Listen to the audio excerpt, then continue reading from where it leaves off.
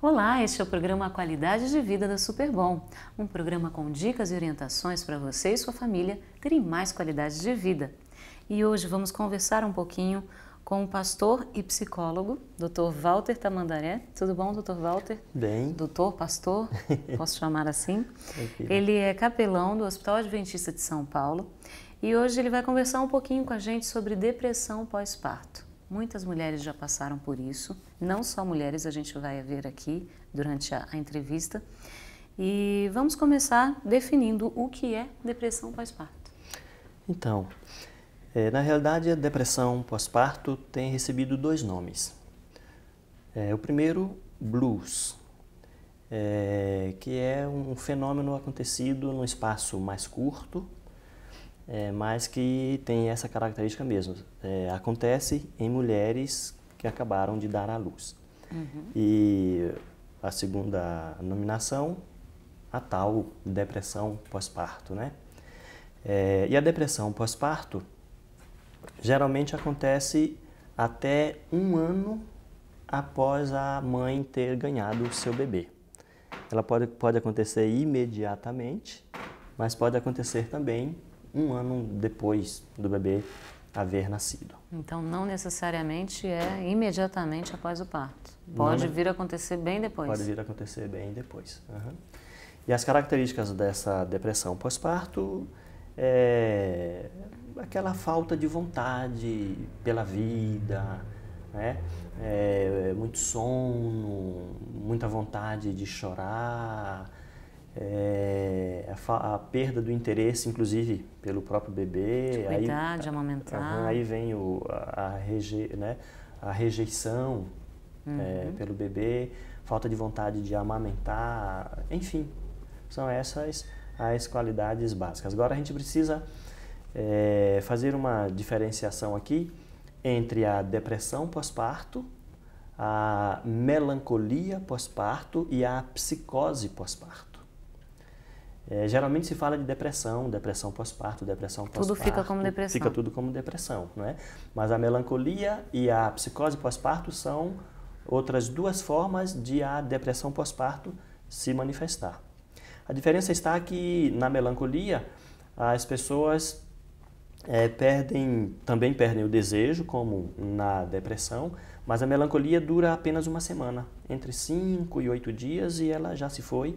Não é necessário fazer tratamento. Passa do mesmo jeito que vem, que ela vai. veio e vai, exatamente. E a psicose pós-parto acontece aí de forma mais rara. Pra você ter uma ideia, em 1000 mães que deram à luz, pode acontecer entre 1 e 4 casos. Mas quando ela vem assim de forma mais severa.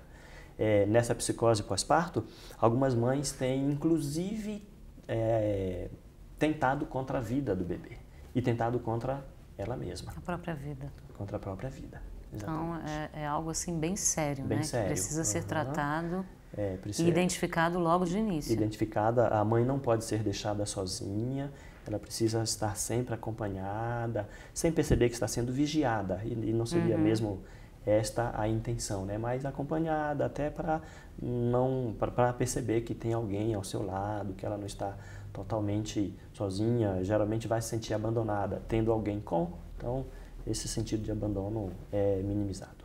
Tá.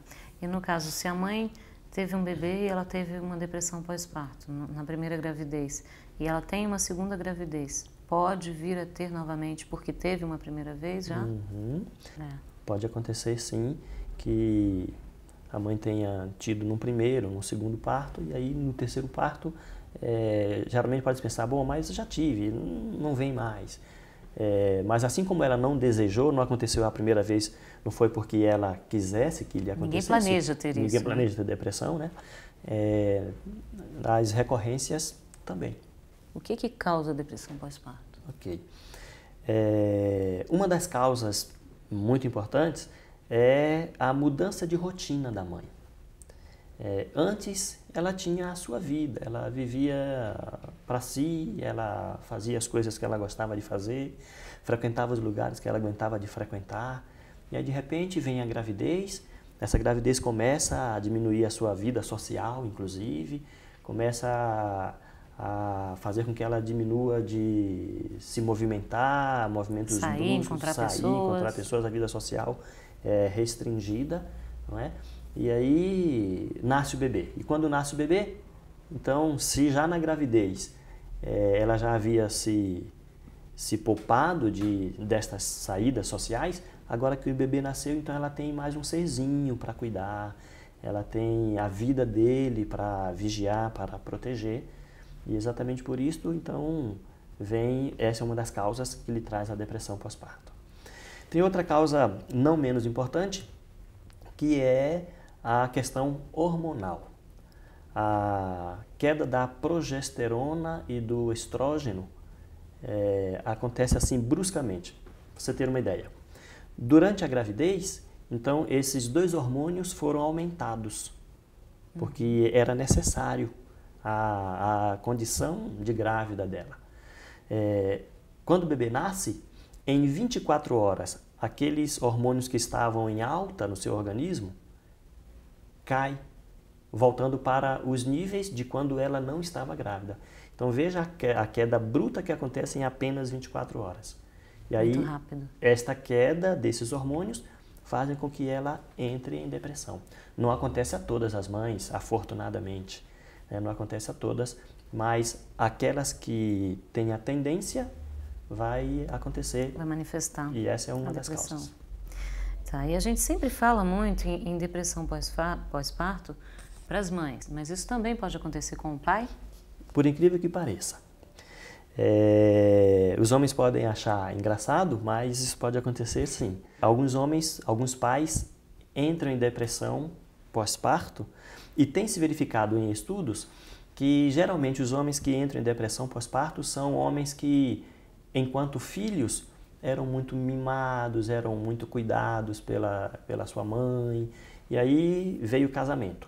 Ele saiu da casa da mãe, saiu de sob os cuidados da mãe e veio para sob os cuidados da esposa. Agora vem a gravidez, a esposa precisa necessitar dele, da ajuda dele, dos cuidados dele. Quando o bebê nasce, a mãe devota a sua atenção toda para aquele bebê. Ele fica de lado, fica de lado, fica de birra. Então, com ciúmes do bebê, literalmente. Com ciúmes do bebê. Então aí vem a depressão pós-parto para homens. Que danos a criança sofre quando isso acontece, essa rejeição? Então imagine agora, ainda que a vovó, né, cuide do bebê, mas faltou o toque da mãe. Contato físico. Uma coisa é o bebê ser alimentado através de uma mamadeira, a chuquinha. Outra coisa é o bebê ser acolhido no seio materno, então sugar ali o leite materno e tendo aquele contato, sentindo o pulsar do coração da mãe, a mãe sentindo o pulsar do coração do bebê. Porque a batida do coração também. Da mãe ele ouviu ali durante 9 meses, exatamente, né? É algo que ele é então, totalmente já é conhecido, familiar. Totalmente. Exatamente.